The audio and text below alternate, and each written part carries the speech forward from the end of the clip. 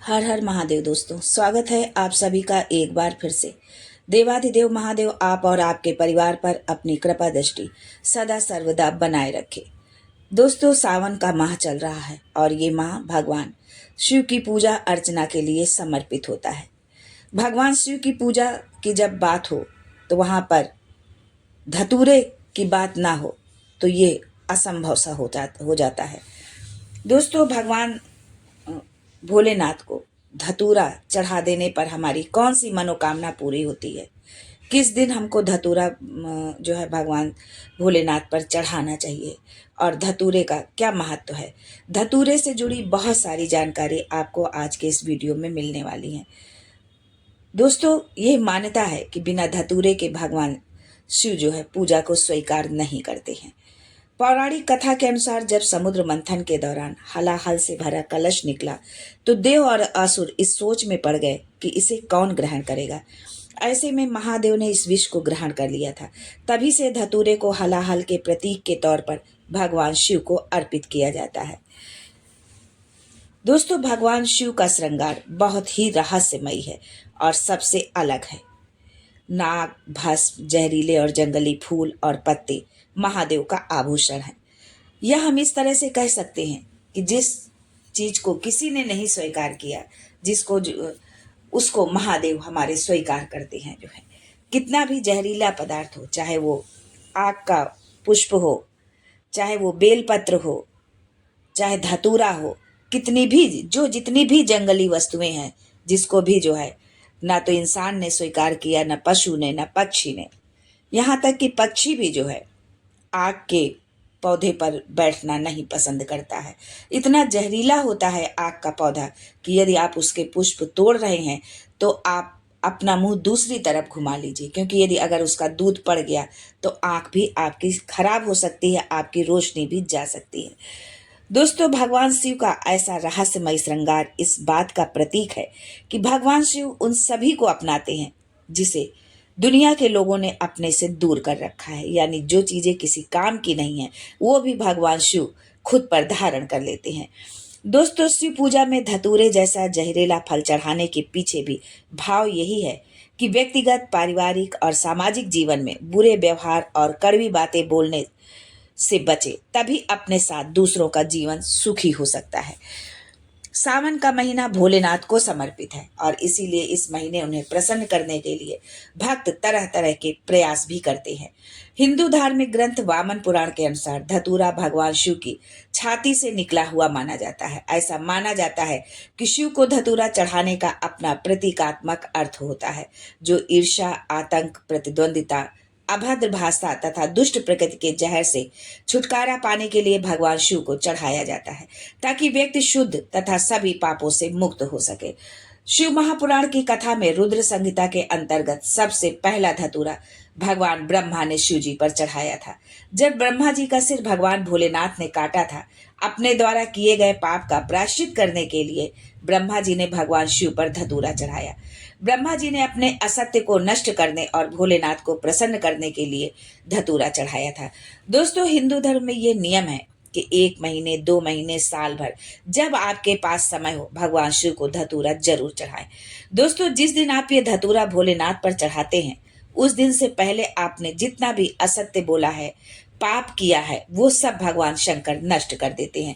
दोस्तों, जो कोई भी फुलेरा दूज के दिन भगवान शंकर को धतूरा चढ़ाता है, उसकी संपूर्ण मनोकामनाएं पूरी होती हैं। इसका उदाहरण स्वयं जगत जननी माँ पार्वती जी हैं। माता पार्वती ने भगवान शिव को पति रूप में पाने के लिए अखंड तप किया। पार्वती के तप से प्रसन्न होकर भोलेनाथ प्रकट हुए और बोले, पार्वती, तुमने जिस कामना से ये कठिन तप किया है, ये व्रत किया है, उस कामना को त्याग दो। तुम मुझसे विवाह मत करो, क्योंकि मुझसे विवाह करना कांटों की सेज पर सोने के बराबर है, कांटों पर चलने के बराबर है। तब माता पार्वती ने फुलेरा दूज के दिन पहली बार शिव जी को धतूरा चढ़ाया था। पार्वती ने कहा, नाथ, यदि आप मेरे साथ हैं तो मैं कांटों पर भी चलने के लिए तैयार हूं। तब भगवान भोलेनाथ ने पार्वती को अखंड सौभाग्यवती होने का वरदान दिया था। भोलेनाथ ने पार्वती को वचन दिया कि फुलेरा दूज के दिन जो भक्त जिस भी कामना से धतूरा चढ़ाएगा, मैं उसकी संपूर्ण मनोकामना पूरी करूंगा। पार्वती से कहा कि तुम्हारा सौभाग्य अखंड होगा। दोस्तों, भगवान शंकर पर धतूरा चढ़ाने से काल भी कुछ नहीं बिगाड़ पाता है।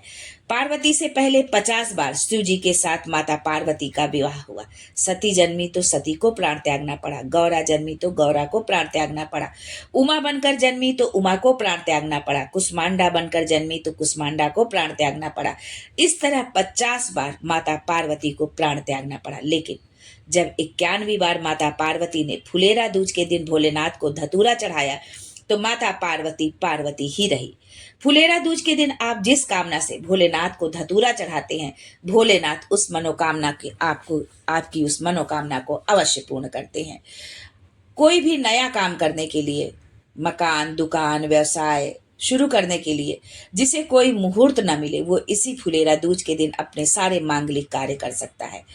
त्रेता में भगवान राम ने धतूरे का स्मरण किया। कृष्ण अवतार में, द्वापर में राधा रानी जो बैकुंठ से आई थी, उन्होंने भगवान कृष्ण से कहा, कान्हा, कम से कम एक दिन तो ऐसा होना चाहिए जिसमें कृष्ण राधा में समा जाए और राधा कृष्ण में समा जाए। तब भगवान कृष्ण ने कहा, राधा, मुझे वो दिन याद है जिस दिन शंकर पार्वती के हुए थे और पार्वती शिव की। वो फुलेरा दूज के दिन हम दोनों एक दूसरे के हो जाएंगे, कोई दूसरा नहीं रहेगा। दोस्तों, हर दिन का दान पुण्य छिन्न हो सकता है, नष्ट हो सकता है, परंतु फुलेरा दूज के दिन किया गया दान पुण्य कभी छिन्न नहीं होता। वह अटल, अजर, अमर होता है। अंतिम समय तक अगर कोई तिलांजलि न दे, पिंड दान न दे, तर्पण न दे, पर फुलेरा दूज के दिन दिया गया दान कभी छिन्न नहीं होता। दोस्तों, आप विश्वास तो करो भोलेनाथ पर। भोलेनाथ जिसके साथ है उसे किसी और के साथ की क्या जरूरत। जिसने अपनी डोर औघड़दानी के हाथ में दे दी, फिर उसे चिंता करने की कोई जरूरत नहीं। दोस्तों, ये था फुलेरा दूज और धतूरे का महत्व कि हम कब धतूरा भगवान भोलेनाथ पर अर्पित करें तो हमारी जिस कामना से हम धतूरा अर्पित करते हैं वो हमारी मनोकामना भोलेनाथ अवश्य पूरी करते हैं। जब सारी दुनिया की ठोकर खा लो, आप सारी दुनिया से निवेदन कर लो और उसके बाद भी तुम्हारे दुख की घड़ी समाप्त ना हो, तब एक प्रयास ये जरूर करना। आपके घर में जो भी पौधा लगा हो, गेंदा, गुलाब, शमी, कुछ भी हो, जो पौधा आपके घर में लगा हो, उसकी मिट्टी निकाल के जो है उसमें एक शिवलिंग की आकृति, लिंग की आकृति बना करके उसका पूजन करें। पूजन करने के पश्चात 15 से 20 मिनट के पश्चात आप उस शिवलिंग को जो है आप उसी मिट्टी में जो है विसर्जित कर दे, उसी में उसको दबा दे जो है। और जिस कामना से आपने करी है ये पूजा, उसको महादेव से प्रार्थना करें। पूरी आस्था और विश्वास के साथ आप प्रार्थना करें महादेव से, आपकी वो कामना अवश्य पूरी होगी। दुख का समय समाप्त नहीं हो रहा है। इस जो है सावन मास में यदि आप इस उपाय को करते हैं तो आपका जो भी जीवन में आपके दुख है, जो भी कष्ट है, वो आपका समाप्त हो जाएगा अगर आपने इस उपाय को किया है। कोई भी क्यारा हो, घर में कोई भी गमला है, श्रावण के मास में वैसे तो आप इस उपाय को कभी भी कर सकते हैं। मासिक शिवरात्रि पर कर सकते हैं, प्रदोष पर कर सकते हैं, सोमवार के दिन कर सकते हैं, शिवरात्रि पे कर सकते हैं, लेकिन श्रावण का पूरा महीना ही भगवान भोलेनाथ को समर्पित होता है।